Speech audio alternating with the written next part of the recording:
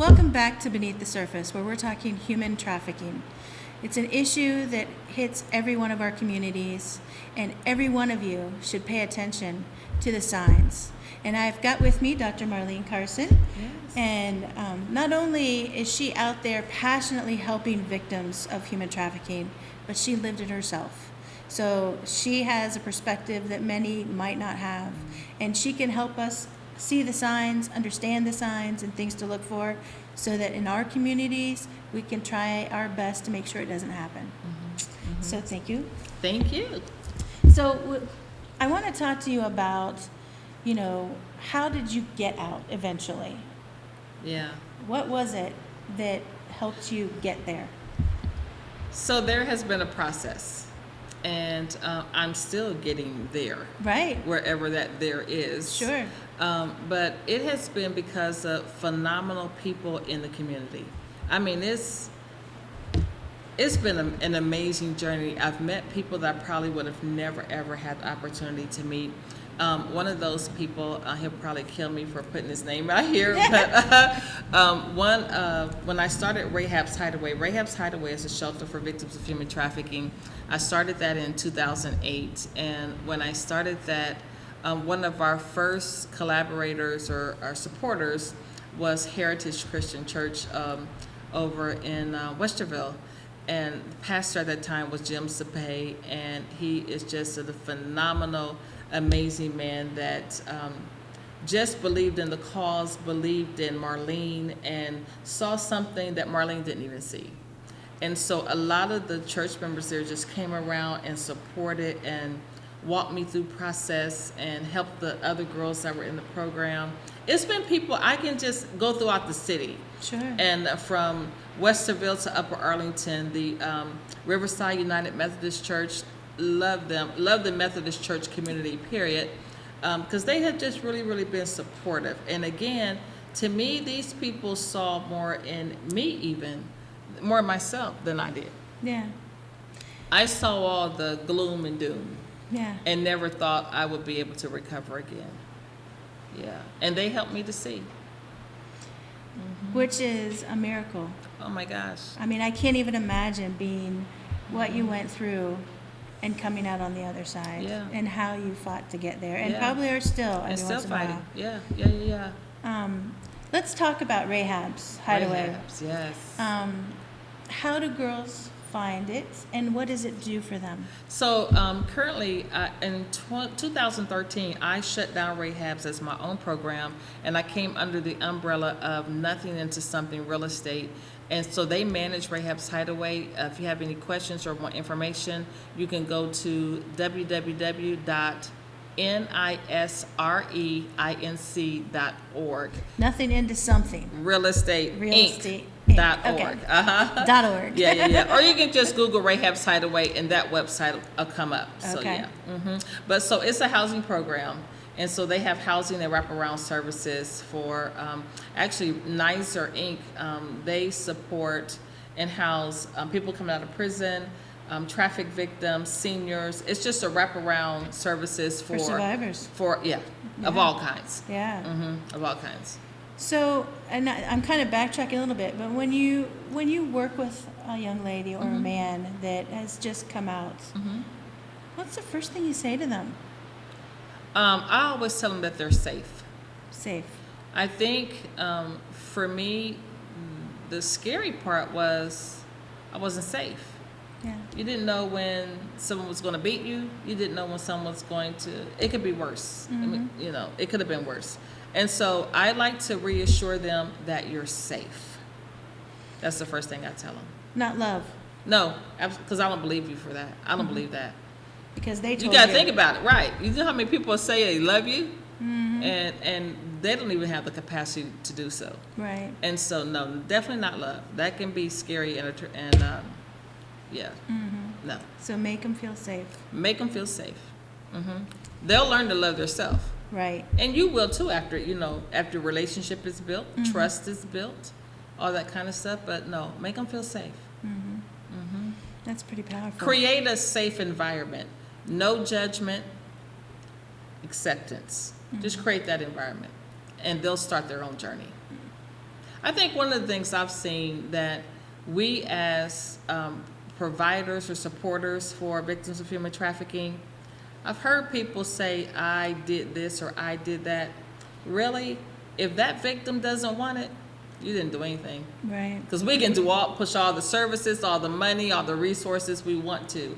And until they come to a place where they want help or they want restoration of their life, it's not, you're wasting time, in my opinion. You talk about, I've heard you talk about miracle moments. Yeah. And the people that Oh my those gosh. happen with. Oh my gosh. And I'm sure there's some people that are pretty involved with. And you've mentioned there's people that just come into your life for a second. Yeah. So let's talk about somebody that you remember that just did something for you. They may never even know it. Oh my gosh. I won't say her name because she will kill me for that as well. But I have been doing this work since 2008. And honestly, I've been doing it as a volunteer. Right. Since I don't get paid for what I do. Right. And so I didn't realize that this is the biggest turnaround moment in my entire life. I have a branding coach, and she said to me one day, you still associate money with being sold. Oh, wow. Right. Yeah. And why not, right?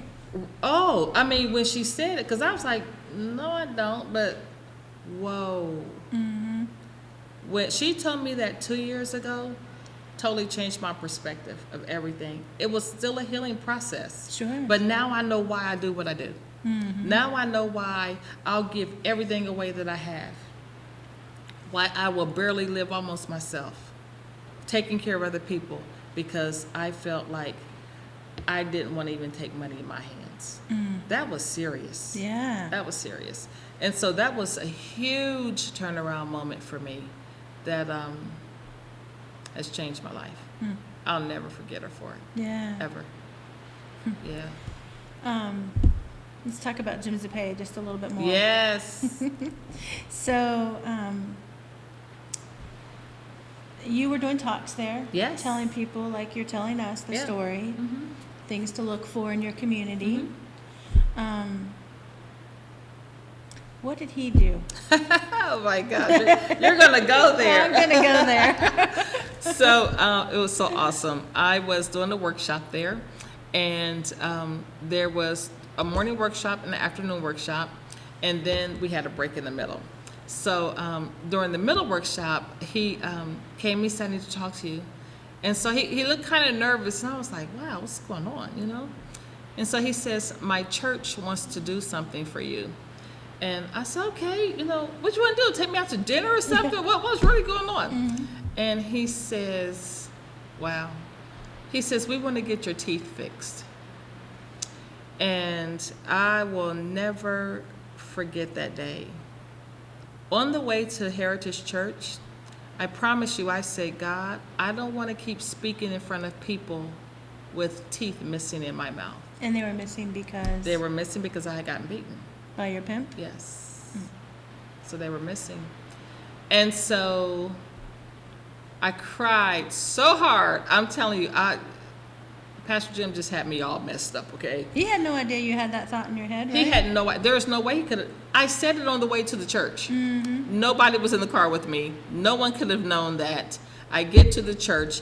And, you know, to me, I hope I can go here, but to me, it was one of those times, the Bible says, before you even asked, God answered. Because they didn't wait that day to discuss my mouth issue. Yeah. Right. It had to be discussed way before that day at that workshop. And so when he said it to me, I'm telling you, I was a basket case. So much so I couldn't do the afternoon workshop. Aww. And so, right. I was like, here is the remote, here is the clicker, y'all do your own, read your own PowerPoint right now. But that was such an amazing, life-changing moment for me as well. I call those miracle moments that last a lifetime. Because those are things that people have done in my life that I will never, ever, ever forget. I'll never forget it. And you know, that's something that I think some people don't think about too. There are things, tattoos, Oh my that gosh. girls Yeah, get yeah, when they're yeah, yeah. have been trafficked. Yeah. And it really helps. It really hurts that when I look in a mirror and I have this branding on me. Oh, with somebody's name. Yeah. Or somebody's logo, because they now tattoo with logos. I identify with that moment, Absolutely. those moments in time, and I can't shake them. You know, Michelle, there's a girl, you can look this story up online. She's 13 years old. She was taken from Atlanta, Georgia by 2 traffickers, a male and a female, and they tattooed her eyelid. Do you know how painful that had to be? Yeah. Do you know you probably don't want to get that covered? You know what I mean? Go through that pain twice like that? Right. Yeah, she's 13 That's with some guy's name on her eyelid. So those kind of things are things that people can help with also. You know what's the biggest thing? Now, this may surprise people. Girls on the street often don't have toilet paper, Really? don't have sanitary napkins. Just think about it. Yeah. The things that we really, really take for granted, we have another ministry that actually just supplies us with toilet paper. And we take that toilet paper, we make sure our places have it, but we also give it to victims of human trafficking that may have 2, 3, one girl has 10 kids. Just toilet paper. When people say, what can I do? Buy paper products. Yeah. You don't have to go out and just do a whole lot, but doing something as small as that is significant for a victim of human trafficking and Feel her family. civilized. You better believe it. Yeah. Yeah. So I want to also talk about the Switch. Yes. Human Trafficking Network. Uh-huh. For me, I learned something because I didn't know. Okay. So part of your logo is a railroad track. Yes. Uh-huh. And it goes straight, but then a part of it switches off. Yes. Yes. So tell me that symbolism. Sure. So prostitution happens on the track, what they call the track. And what we're saying with the switch is, it's time to switch tracks. It's time to switch the track that these girls or boys are on. It's time to switch the perception of communities that think they are criminals and not victims. It's just time to switch. Ultimately, to me, even for traffickers, it's time for them to switch. Yeah. It's time, we gotta change this. We have to stop this. Right. So that's the whole motive behind the logo. So how do people get involved with Switch? You can join the Switch. Our website is www.jointheswitch.org. You can call us at 614-285-4433. Or you can send us an email at marlene@marlenecarson.com. And also, if you're out there and you have more questions about this, the Switch is the place to go. Oh, absolutely so. So we have to wrap, unfortunately, because there's so much more to talk about. But if you look at the website, we will have some tips on there of things to look for and the information about how to get a hold of anyone at the Switch. Yeah, that'd be great. Thank you, Marlene. Thank you. And we'll see you next time.